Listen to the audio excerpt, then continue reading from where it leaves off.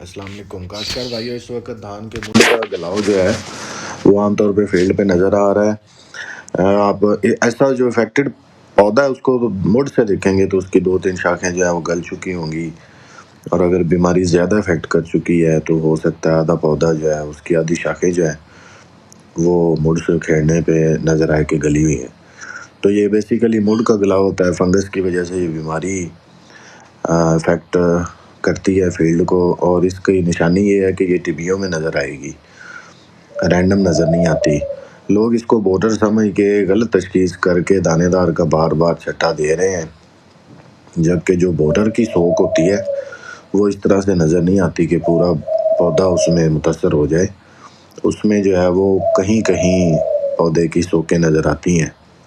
تو یہ جڑ کا گلاؤ جو ہے فنگس کی وجہ سے ہے۔ اس کا بہترین طریقہ علاج جو ہے وہ کاپر آکسی کلورائڈ ہے، ½ کلو 500 گرام فی ایکڑ فلڈ ہوگا، لیکن بہتر رزلٹ کے لیے فلڈ کرنے سے پہلے پانی تقریباً خشک کرنا ضروری ہے۔ اس کی وجہ یہ ہے کہ دوائی والا زہر والا پانی موڈ میں پہنچنا بہت ضروری ہے، تاہم اگر پہلے سے پانی کھڑا ہوگا تو وہ دوائی والا پانی اوپر رہے گا، موڈ میں نہیں جائے گا، تو اتنا فاقہ نظر نہیں آئے گا۔ فوسٹائل ایلومینیم کو بھی فلڈ مقصد کے لیے استعمال کیا جا سکتا ہے۔ جزاک اللہ۔